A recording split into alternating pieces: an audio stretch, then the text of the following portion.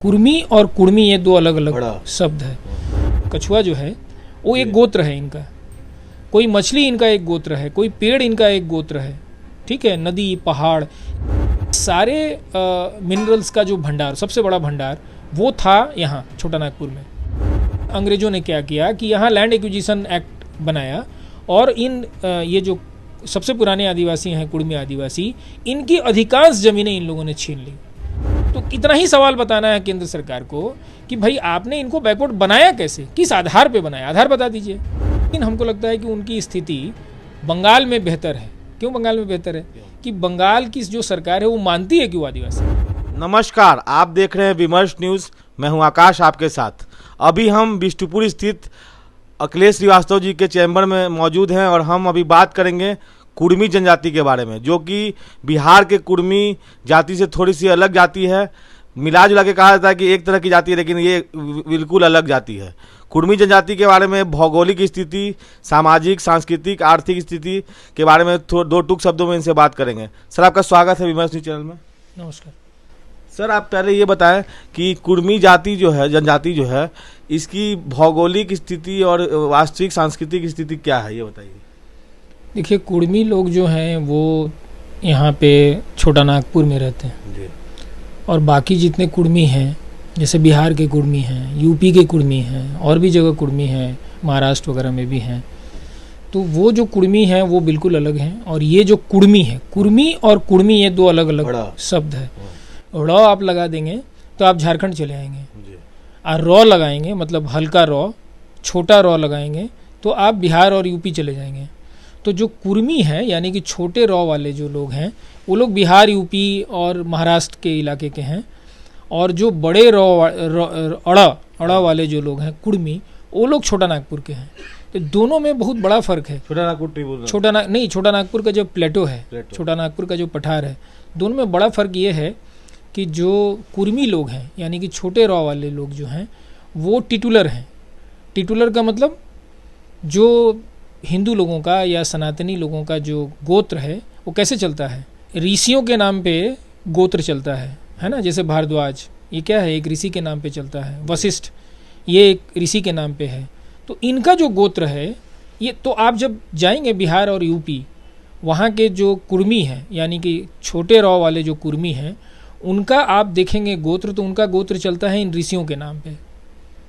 ठीक है, भारद्वाज, वशिष्ठ, विश्वामित्र इत्यादि। ठीक है, वो तो मालूम है, बहुत गिने चुने ये हैं, 6-7 हैं जिनके नाम पे ये चलता है। लेकिन जैसे ही आप छोटा नागपुर में आएंगे और यहाँ के कुर्मी लोगों के बारे में जानने की कोशिश करेंगे कि इनका गोत्र कैसे चलता है, तो इनका 81 गोत्र है, 81।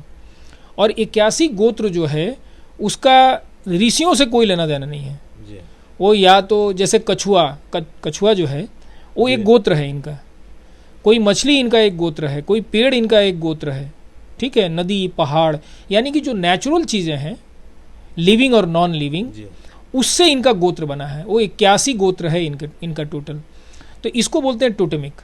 तो फर्क हो गया, जो छोटे आर वाले कुर्मी हैं वो हो गए टिटुलर, और जो बड़ा अड़ा वाले जो कुर्मी हैं वो टोटेमिक हो गए। टोटेमिक का मतलब हुआ कि जो नेचुरल चीज़ें हैं उनसे उनका गोत्र चलता है, उनका ऋषियों वाले गोत्र से उनको कुछ लेना देना नहीं है ना। यानी कि हिंदू जो संस्कार है या हिंदू जो संस्कृति है या हिंदुओं का जो रिवाज है, उससे इनका दूर दूर तक कोई लेना देना नहीं है। अगला सवाल मेरा ये है कि जब देश में क्रांति का समय था, जब अंग्रेज यहाँ रहते थे, उस समय ये जनजाति ने अंग्रेज़ों से हाथों हाथ लिया था और अंग्रेज़ों ने इनको बहुत सताया था। तो क्या इस चीज़ का कारण है कि आज ये इन्हें एससी का दर्जा नहीं मिल रहा है?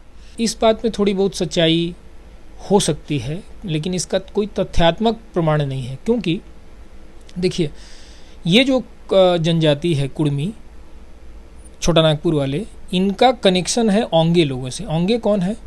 ओंगे जो है वो अंडमान और निकोबार द्वीप समूह का एक मुश्किल से 100-125 आबादी वाला एक जनजाति है, जिसको माना जाता है कि दुनिया की सबसे पुरानी जनजाति है, वो ओंगे लोग हैं। तो अभी जो हम लोगों ने जेनेटिक टेस्ट इनका करवाया तो उसमें पता चला कि ये लोग उसी समय आए जिस समय ओंगे लोग हिंदुस्तान में आए। यानी कि कुर्मी और ओंगे ये दोनों 65,000 साल पहले हिंदुस्तान में आए। तो 65,000 साल में आने 65,000 साल पहले हिंदुस्तान में आने के बाद रहे कहाँ? तो इनका घर है छोटा नागपुर का प्लेटो। तो छोटा नागपुर के प्लेटो पे इन्होंने एग्रीकल्चर, अच्छा ये एक और बहुत महत्वपूर्ण बात है, छोटा नागपुर के प्लेटो पे एग्रीकल्चर यानी कि कृषि को डेवलप करने वाले यही लोग हैं। इनके बाद जो लोग आए हैं वो लोग खाली इनको फॉलो किए हैं, लेकिन जो असली एग्रीकल्चर मतलब कृषक जिसको कहते हैं, असली जो कृषक हैं मतलब ये झारखंड, बंगाल और उड़ीसा, हाँ ये पूरा जो झारखंड, बंगाल, उड़ीसा का जो ये छोटा नागपुर वाला जो इलाका है, इसमें जो असली कृषक हैं वो हैं ये कुर्मी आदिवासी, ठीक है ना। यानी कि कृषि का जो विकास हुआ उसका श्रेय यहाँ पे केवल कुर्मी लोगों को जाता है और किसी दूसरी जनजाति को नहीं। तीनों राज्यों में नहीं, ये जो छोटा नागपुर का प्लेटो है ये तीनों राज्यों में बटा हुआ है, बंगाल, बिहार और उड़ीसा में। अब तो बिहार नहीं रहा, बिहार में थोड़ा सा हिस्सा है छोटा नागपुर का, इसमें कोई डाउट नहीं है, लेकिन बड़ा हिस्सा तो कौन सा हिस्सा है? ये जो एकदम बॉर्डर आप जाएंगे इसके पास देवघर जो है, देवघर से सटा हुआ जो कुछ जिला है ना, हाँ एकदम उससे जो सटे हुए जिले हैं उसमें छोटा नागपुर का हिस्सा है। वो पूरा का ऐसा नहीं है कि पूरा का पूरा झारखंड में आ गया है, लेकिन आप कह सकते हैं कि करीब 90% 95% जो हिस्सा है वो झारखंड में आ गया है। तो ये जो पूरा एरिया है, इस एरिया में एग्रीकल्चर को यानी कि कृषि को डेवलप करने वाले ये लोग हैं, और कृषि डेवलप हुआ करीब 11,000 साल पहले इस क्षेत्र में। पूरे हिंदुस्तान का भी इतिहास आप निकाल के देखेंगे तो कृषि वही 9,000 से लेके 11,000 साल के बीच में डेवलप किया। तो यहाँ पे प्रमाण है बजाबता, अब तो बजाबता जेनेटिक और एंथ्रोपोलॉजिकल, आर्कियोलॉजिकल, बॉटनिकल सारे प्रमाण हैं कि यहाँ पे कृषि को आरंभ करने वाले, कृषि की शुरुआत करने वाले वो ये लोग हैं, कुर्मी लोग हैं, ठीक है। तो अब देखिए कि क्या होता है कि जो कृषि की शुरुआत करेगा, ज़मीन उसी को ज़रूरत है, तो ज़मीन को किसने डेवलप किया? कुर्मी लोगों ने डेवलप किया। जब कुर्मी लोगों ने ज़मीन को डेवलप किया और जब अंग्रेज आए बाद में, तो उनको पता चला कि छोटा नागपुर पर हिंदुस्तान का सबसे ज़्यादा मिनरल्स जो है, यानी कि लोहा, कोयला, तांबा, पीतल, ये सब, ये जो सारे मिल, यहाँ तक कि सोना, ये सारे जो मिनरल्स हैं, जिंक इत्यादि जो इसमें लगता है, स्टील बनाने में लगता है, ये सारे मिनरल्स का जो भंडार, सबसे बड़ा भंडार वो था यहाँ छोटा नागपुर में। तो अब अंग्रेज़ों को लगा कि उनका, वो आए थे अपना एक मेंटल मेकअप लेके, जो इंडस्ट्रियल डेवलपमेंट वाला मेंटल मेकअप था, तो जो वो इंग्लैंड में कर रहे थे उनको हिंदुस्तान में करना था। हिंदुस्तान में करने के लिए उनको छोटा नागपुर की ज़मीन चाहिए थी, क्योंकि छोटा नागपुर की ज़मीन के नीचे सारे मिनरल्स थे, और ये सारी ज़मीनें जो हैं यहाँ के इनके पास थी, क्या नाम है, महतो लोग, जो कुर्मी लोग हैं उनके पास। तो जाहिर बात है कि ये कन्फ्लिक्ट होना था। तो आपको एक और बात बताता हूँ कि इंग्लैंड में अंग्रेज़ों ने इंडस्ट्रियल डेवलपमेंट किया, लेकिन वहाँ जो लैंड था उसके लिए उन्होंने लैंड एक्विजिशन एक्ट नहीं बनाया कि मतलब किसी का लैंड हम ले लेंगे और उसको डेवलप करेंगे और उसको मुआवजा दे देंगे। ऐसा कोई कानून इंग्लैंड में नहीं है और बनाया भी नहीं इन लोगों ने। वहाँ पे ये हुआ कि वहाँ जो लैंड लॉर्ड्स थे वो वहाँ के पूंजीपति बन गए, इंग्लैंड में पूंजीपति बन गए। लेकिन यहाँ पे अंग्रेज़ों ने क्या किया कि यहाँ लैंड एक्विजिशन एक्ट बनाया, और ये जो सबसे पुराने आदिवासी हैं, कुर्मी आदिवासी, इनकी अधिकांश ज़मीनें इन लोगों ने छीन ली। जैसे आप देख लीजिए, पूरा का पूरा टाटा 15,725 एकड़ लैंड पे बसा हुआ है। ये पूरा लगभग 14 मौजा जो है कुर्मियों का है। आप चले जाइए बोकारो में 14,802 एकड़ लैंड जो है वो गवर्नमेंट ने लिया 1943-44 के आसपास। वो पूरा का पूरा कुर्मी लोगों का है। आप यहाँ तो ये लैंड बेचने में भागीदारी कुर्मियों की रही या ये सांठगांठ से रहा कि नहीं, कुर्मी शुरुआत में जो अंग्रेज़ों ने जो इनका लैंड लिया वो तो ज़बरदस्ती लिया, गुंडई से, मतलब पुलिस फोर्स की मदद से। मैंने कैसे नहीं खाली करिएगा, हम खाली करा लेंगे, नहीं खाली कराएंगे तो मारेंगे आपको, जेल में डालेंगे। तो अंग्रेज़ों ने जो लिया वो पूरी गुंडई से लिया। बाद में सेंट्रल गवर्नमेंट ने भी जो लेना शुरू किया, मतलब 1947 में आज़ादी के बाद केंद्र सरकार ने जो लेना शुरू किया वो भी गुंडई से लेना शुरू हुआ। हम तो बहुत सारे ज़मीन के मामले मेरे पास हैं, बोकारो के भी, जमशेदपुर के, हम जानते हैं कि इनमें से बहुत लोगों को मुआवजा नहीं दिया गया। जैसे डिमना का लगभग 1883 या 1863 एकड़ लैंड टाटा ने लिया। ये लगभग 1943-44 की बात है। 43-44 में, और ठीक उसी समय, नहीं 42-43 की बात है, और उसी समय ये क्विट इंडिया मूवमेंट शुरू किया महात्मा गांधी ने, उसके चलते एक क्याओस हो गया तो यहाँ टोटल एडमिनिस्ट्रेटिव ब्रेकडाउन हो गया। उसका फायदा उठा के टाटा ने एक पैसा उसके लोगों को मुआवजा नहीं दिया, एक केवल फर्स्ट इंस्टॉलमेंट दिया, उसके बाद एक भी पैसा नहीं दिया और पूरा का पूरा कब्जा कर लिया। आप जानते हैं कि पूरा का पूरा डिमना जो है वहाँ का जो पानी है वो जमशेदपुर के लोग इस्तेमाल करते हैं, है ना, वो पूरा का पूरा कब्जा किया हुआ है टाटा का। टाटा ने पूरा मुआवजा नहीं दिया, केवल एक इंस्टॉलमेंट दिया, जबकि शायद इसको 4 इंस्टॉलमेंट दिया। उसका तो हमारे पास प्रूफ है, हमारे पास प्रमाण है कि टाटा ने यह बेईमानी की।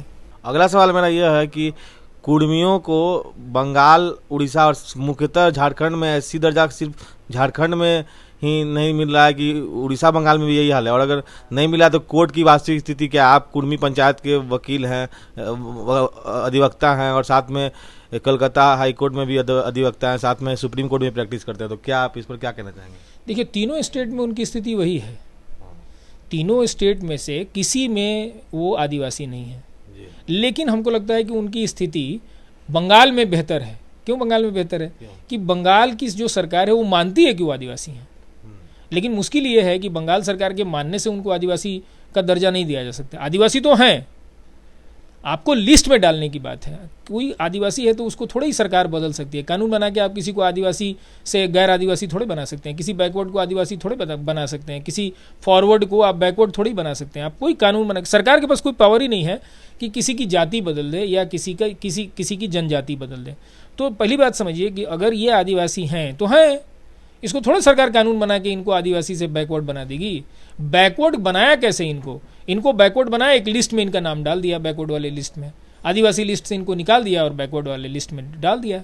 तो हम तो सारे कोर्ट्स में यही पूछ रहे हैं कि भाई तुमने हमको बैकवर्ड बना दिया, कोई दिक्कत नहीं है, तुमने बनाया, खाली ही बता दो बनाया कैसे। बनाने का कोई आधार है ना।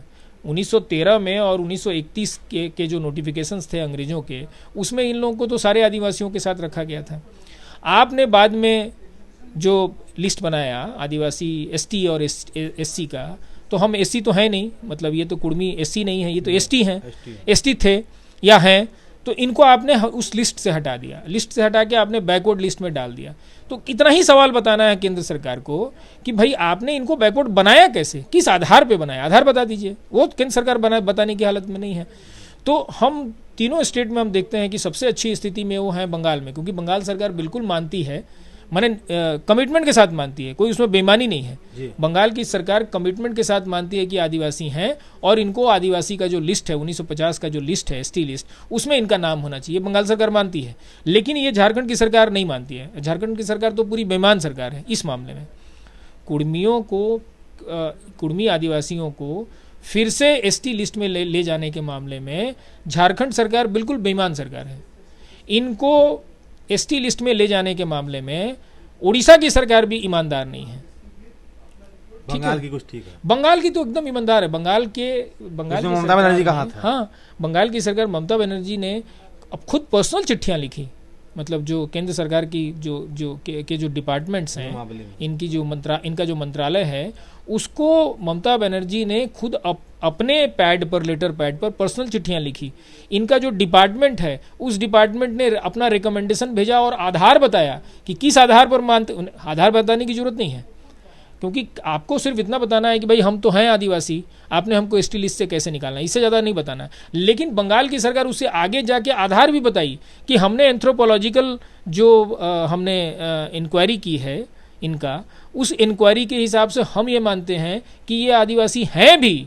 हम सिर्फ इसलिए नहीं कि ये पहले आदिवासी थे इसलिए केवल हम आपको कह रहे हैं कि आप इनको एसटी लिस्ट में डालिए। हम आपको बता रहे हैं कि हमने अपना इन्वेस्टिगेशन किया, हमने अपनी इंक्वायरी की, हमारे पास अपना एंथ्रोपोलॉजिकल रिपोर्ट है, उसके आधार पर हम मानते हैं कि आदिवासी हैं, इसलिए आपको इसको एसटी लिस्ट में डालना है। तो उसका जो केंद्र सरकार ने जवाब दिया वो बहुत बचकाना और बहुत फर्जी जवाब है। उन लोगों ने जवाब दिया अभी क्या नाम है कलकत्ता हाई कोर्ट में, अभी उसका हम रिप्लाई बना रहे हैं। तो आइडियली उन्होंने मेरे पिटीशन का कोई जवाब नहीं दिया है, उन्होंने बंगाल सरकार की पिटीशन का वही सब जवाब, घिसा पिटा घटिया जवाब, क्या नाम है, फ्रॉडुलेंट जवाब जिसको कहते हैं, फर्जी जवाब दिया है, जो उन्होंने ऑलरेडी दे चुके हैं। यानी कि बंगाल की सरकार ने जब चिट्ठियाँ भेजी तो उसका उन्होंने जवाब दिया, तो जवाब में जो फर्जीवाड़ा उन्होंने किया वही फर्जीवाड़ा उन्होंने अपने एफिडेविट में लिख के ऑनरेबल कोलकाता हाई कोर्ट में फाइल किया है। आखिरी 2 सवाल है अभी। ये आखिरी एक पहला सवाल है कि कुर्मियों की भागीदारी झारखंड की सत्ता में, वोट बैंक में जनसंख्या तो है ही अच्छी खासी, लेकिन क्या है और इसके पीछे अगर नहीं है तो झामुमो और या इंडिया अलायंस या फिर बीजेपी कौन जिम्मेदार है? राजनीतिक सवाल थोड़ा कॉम्प्लिकेटेड है कि जिम्मेदार इसलिए ये लोग इनका नाम हटा दिया गया, उसको सबसे बड़ा जिम्मेदार मानना चाहिए। दोनों की मिली भगत है, मिली भगत शुरू में जेएमएम तो थी नहीं। लेकिन आसू पार्टी इस बार कुर्मियों की पार्टी कही जाती है, इस बार उनको पास सीट नहीं। सुन लीजिए, बता रहे हैं। पहली बात ये कि जेएमएम उस समय नहीं थी जिस समय लिस्ट बना 1950 में। उस समय भाजपा भी नहीं थी, तो भाजपा और जेएमएम को हम लोग दोष नहीं दे सकते हैं। दोष किसको देंगे? कांग्रेस को। कांग्रेस की सरकार थी, कांग्रेस की सरकार ने लिस्ट बनाया, उस लिस्ट में से इन्होंने इनका नाम हटा दिया। ठीक है, अब जब आप नाम हटा दिए और इनको बैकवर्ड बना दिए तो जाहिर बात है कि ये आदिवासियों का ये है राज्य है, आदिवासियों का राज्य है तो आदिवासियों का राज बनेगा, आदिवासी मुख्यमंत्री बनेगा, है ना। और आप एक बड़े आदिवासी समूह को आपने हटा दिया और उसको बैकवर्ड बना दिया, तो ये सबसे बड़ा रीज़न है। जैसे ही इनको आपने आदिवासी से बैकवर्ड बनाया, उसी समय तय हो गया कि इनकी सत्ता में भागीदारी कम होगी। तो देखिए, ये लोग झारखंड का जो आंदोलन हुआ उसमें बहुत मजबूती से थे।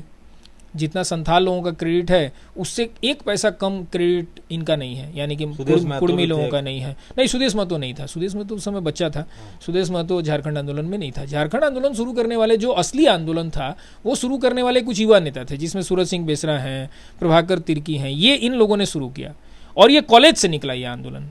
उसके बाद जब करीब 52 या 53 संगठनों का एक मोर्चा बना, जिसको झारखंड समन्वय समिति कहते हैं, उसमें ये भी शामिल थी झारखंड पार्टी, एनी होरो की पार्टी, वो एक था। उसके बाद कुछ कम्युनिस्ट पार्टी के लोग भी थे।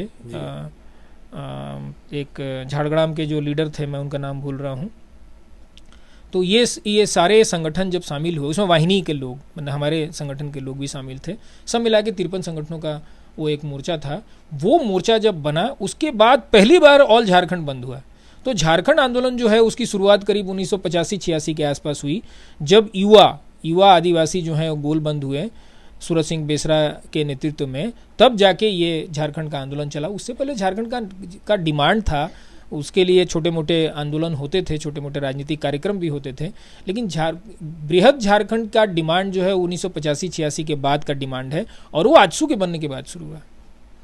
आखिरी ये वो आजसू नहीं था जो सुदेश महतो का आजसू है। सुदेश महतो का आजसू उसका पर्सनल संगठन है, नहीं, उसका पर्सनल संगठन है, और वो पूरा कुर्मियों का संगठन है, और पूरा का पूरा वो बीजेपी के साथ रहा। मतलब उसका पूरा अस्तित्व ही, इस आजसू का पूरा अस्तित्व ही बीजेपी के साथ रहा है। बीजेपी को से हटा दिया जाए तो उसका कोई अस्तित्व नहीं है। और आपने एक और सवाल पूछा कि इस बार वो एक मोर्चा था, वो मोर्चा जब बना उसके बाद पहली बार ऑल झारखंड बंद हुआ। तो झारखंड आंदोलन जो है उसकी शुरुआत करीब 1985-86 के आसपास हुई, जब युवा आदिवासी जो हैं वो गोल बंद हुए सूरज सिंह बेसरा के नेतृत्व में, तब जाके ये झारखंड का आंदोलन चला। उससे पहले झारखंड का डिमांड था, उसके लिए छोटे मोटे आंदोलन होते थे, छोटे मोटे राजनीतिक कार्यक्रम भी होते थे, लेकिन बृहद झारखंड का डिमांड जो है 1985-86 के बाद का डिमांड है, और वो आजसू के बनने के बाद शुरू हुआ। आखिरी ये वो आजसू नहीं था जो सुदेश महतो का आजसू है। सुदेश महतो का आजसू उसका पर्सनल संगठन है, नहीं, उसका पर्सनल संगठन है, और वो पूरा कुर्मियों का संगठन है, और पूरा का पूरा वो बीजेपी के साथ रहा। मतलब उसका पूरा अस्तित्व ही, इस आजसू का पूरा अस्तित्व ही बीजेपी के साथ रहा है। बीजेपी को से हटा दिया जाए तो उसका कोई अस्तित्व नहीं है। और आपने एक और सवाल पूछा कि इस बार उसको वोट नहीं मिला, तो वोट नहीं मिलने का कारण एक जयराम महतो हैं, हाँ, JLKM, उन्होंने अपना संगठन बनाया। तो वो भी एक तरह से शुरुआत तो अच्छी हुई थी कि लगा था कि एक आदिवासियों का संगठन बनेगा, लेकिन बना नहीं। उसको सपोर्ट मिला युवा जो कुर्मी लोग हैं उनका। तो जाहिर बात है कि अगर एक ही कम्युनिटी के लोग अगर बढ़ जाएंगे तो वो बढ़ गया, ज़्यादा इधर चला गया, हाँ, नहीं, बढ़ गए, हाँ। जो वोट है उनका वो बढ़ गया, कुछ वोट आजसू में गया, कुछ वोट क्या है आप बताएं उसका, JLKM में चला गया। JLKM में चला गया तो ये बन गए MLA जयराम महतो, और वो हार गए सुदेश महतो जो हैं। बट बेसिकली ये दोनों संगठन जो है वो कुर्मी लोगों के सपोर्ट के बेस पर ही खड़ा है। इसमें कुछ लोग हैं, लेकिन कहने से क्या होता है, अगर 90% मेजॉरिटी जो है आपको सपोर्ट करने वाली कुर्मी है, तो आपको कुर्मी संगठन ही कहा जाएगा। तो आजसू और JLKM दोनों का दोनों जो है वो कुर्मी संगठन है। आखिरी सवाल है, कुड़माली भाषा इंडो आर्यन भाषा कही जाती है, जैसा कि मैंने पढ़ा अभी इंटरनेट में। और इसमें एक है, वो युवक हैं, जाने झारखंड में काम करते हैं, किसी ज़िले से आते हैं, ये ज़िला का नाम नहीं पता है, उनका नाम है सरियान कड़ुआर। वो उन्होंने कैलेंडर बनाया, कुर्मी कैलेंडर, जिसमें कि 12 महीने से ज़्यादा का महीना होता है, और साथ में सांस्कृतिक भौगोलिक इसके बहुत सारे कार्यक्रम होते हैं। रिहत झारखंड कला संस्कृति मंच बनाया गया। तो इस पर आपका क्या कहना है? ये बिल्कुल नहीं, गलत है। कुड़माली भाषा जो है उसमें बहुत सारी भाषाएं मिश्रित हो गई हैं, इसलिए उसको खोटा भी। हाँ, तो उसको सुनने से लगता है कि वो इंडो यूरोपियन या इंडो आर्यन लैंग्वेज है, बट ये हो नहीं सकता है, क्योंकि जब ये लोग 65,000 साल पुराने आदिवासी हैं, तो कुड़माली जो है वो इंडो आर्यन कैसे? इंडो आर्यन का जो इतिहास है वो कितना बड़ा है? वो 3 से 3,500 साल पुराना है मात्र, समझ गए? इंडो आर्यन का इतिहास जो है वो 3,000 साल से लेके 3,500 साल पुराना है। इनका इतिहास 65,000 साल पुराना है। तो इंडो आर्यन लैंग्वेज कैसे हो जाएगा इनका? हाँ, इनका जो ओरिजिनल लैंग्वेज था अब वो ओरिजिनल बचा नहीं है ना। जैसे द्रविडियन लैंग्वेज है, वो लगभग 8 साल पुराना लैंग्वेज है। तमिल जो है वो लगभग 8 साल पुराना, मतलब डेवलपमेंट माना जाए उसको। एलामाइट एक पुराना लैंग्वेज है, उससे माना जाता है कि तमिल जो है वो एलामाइट लैंग्वेज से निकला। तब भी तमिल एकदम जो आज का ओरिजिनल तमिल है वो लगभग 2 से 2,500 साल पुराना है, आप ये समझ लीजिए। तो तमिल जब 2000 से 2,500 साल पुराना है, तो बाकी जितने इंडो आर्यन जो आप बोलते हैं, जो आप हिंदी बोलते हैं, आप उर्दू बोलते हैं, आप उड़िया बोलते हैं, आप बंगला बोलते हैं, आप मराठी बोलते हैं, आप गुजराती बोलते हैं, आप पंजाबी बोलते हैं, ये सारी भाषाएं तमिल के बाद की हैं, आप ये समझ लीजिए। यहाँ तक कि संस्कृत भी, जो संस्कृत बोली जाती है हिंदुस्तान में, बोली तो जाती नहीं है, वो खाली पढ़ी जाती है। तो ये जो सारी इंडो आर्यन भाषाएं, अंग्रेजी को छोड़ के, ये सारी भाषाएं हिंदुस्तान की वो तमिल से के बाद की भाषाएं हैं। तमिल इनमें सबसे पुरानी भाषा है।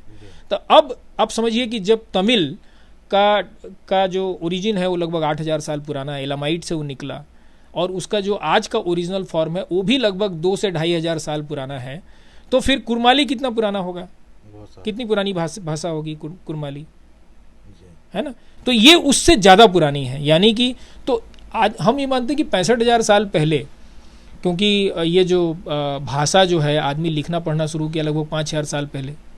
अच्छा, क्या आपको नहीं लगता है कि कुड़माली भाषा में ये जो कुड़मी लोग हैं झारखंड के मूलवासी, इनका मतलब मूलवासी में से एक, तो इनका जो है, क्या ये चौड़ल और मूर्ति पूजा के बीच में बढ़ जाते हैं? चौड़ल पूजा और मूर्ति पूजा ये एक कॉम्प्लिकेटेड सिचुएशन है कि मतलब एक कॉम्प्लिकेटेड नहीं, कॉन्ट्राडिक्टरी सिचुएशन इनका है कि इनके साथ इनके बहुत सारे लोग जो हैं वो उन्होंने अडॉप्ट कर लिया है। मतलब हिंदू जो संस्कार हैं वो पूजा वूजा करते हैं, अडॉप्ट कर लिया है। जितने जो आजसू वाले हैं, सुदेश महतो वाले समूह वाले जो हैं, और जो भाजपा के साथ हैं, वो मूर्ति पूजा, वो सब तो आजकल जो RSS वाले करते हैं, BJP वाले करते हैं, वो सब करते हैं पूरा, ठीक है। वो उनका आप लैंग्वेज देखोगे तो वो पाकिस्तान को वैसे ही गाली देंगे, राम मंदिर का वैसे ही समर्थन करेंगे, मुसलमान का वैसे ही खिलाफत करेंगे। हाँ, मतलब जैसे वो RSS वाले करते हैं मुसलमानों की खिलाफत या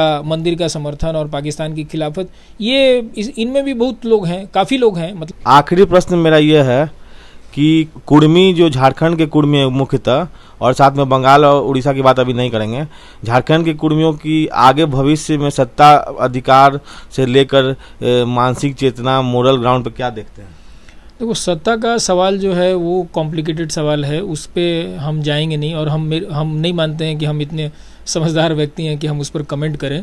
लेकिन जिस तरह की राजनीति झारखंड में अभी तक चली है, उसमें ये एक बड़े साझेदार होंगे राजनीति में, मतलब झारखंड की राजनीति में। इससे ज़्यादा कहने की ज़रूरत नहीं है, इतना काफ़ी है। मतलब जो आपका सवाल है या आपका जो इशारा है उस तरफ। तो आखिरी में क्या संदेश देना चाहेंगे इस पूरे मुद्दे पर? नहीं, हम कोई संदेश देने वाले कौन है मेरा कोई मॉरल राइट नहीं है, सिवाय इसके कि हम एक मतलब दर्शक रहे हैं। झारखंड आंदोलन जो हुआ यहाँ पे, उसके दौरान हम एक दर्शक हैं, उसके समर्थक भी थे। लेकिन इससे हम कोई मॉरल राइट एक्वायर नहीं करते हैं कि हम झारखंडियों को या यहाँ तक कि कुड़मी लोगों को हम कोई सलाह दे सकें या हम कोई मैंने उनको लीड कर सकें या उनको कोई ऐसी बात कर सके मॉरली कि भाई आपको ये करना चाहिए, ये नहीं करना चाहिए, ये मॉरल राइट हमको नहीं लगता है कि मेरे पास है। जैसा कि आप देख सकते हैं अखिलेश श्रीवास्तव जी जो कि जाने माने अधिवक्ता हैं, कोलकाता हाई कोर्ट के और कुर्मी पंचायत के अधिवक्ता हैं, साथ में सुप्रीम कोर्ट में भी बड़े लेवल पर प्रैक्टिस करते हैं। उनका यह मानना था कुर्मी पर क्या वास्तु स्थिति है उनकी, क्या भूत है, क्या वर्तमान है, क्या भूगोल है, क्या सांस्कृतिक संरचना है, सब पर उन्होंने बात की। बहुत ही अच्छे से दो टूक होकर उन्होंने अपनी बात को रखा निष्पक्ष तरीके से, तो इसके लिए उनका धन्यवाद। आगे भी इस तरह के सामाजिक मुद्दों से हम जुड़े रहेंगे। अगर आप हमारे चैनल को यूट्यूब पर देख रहे हैं तो लाइक करें, सब्सक्राइब करें तथा बेल आइकन दबाना ना भूलें ताकि आपको हर पल का नोटिफिकेशन मिलते रहे। फेसबुक को देख रहे हैं तो लाइक करें, फॉलो करें। तब तक के लिए मैं आकाश, विमर्श न्यूज़ के लिए धन्यवाद।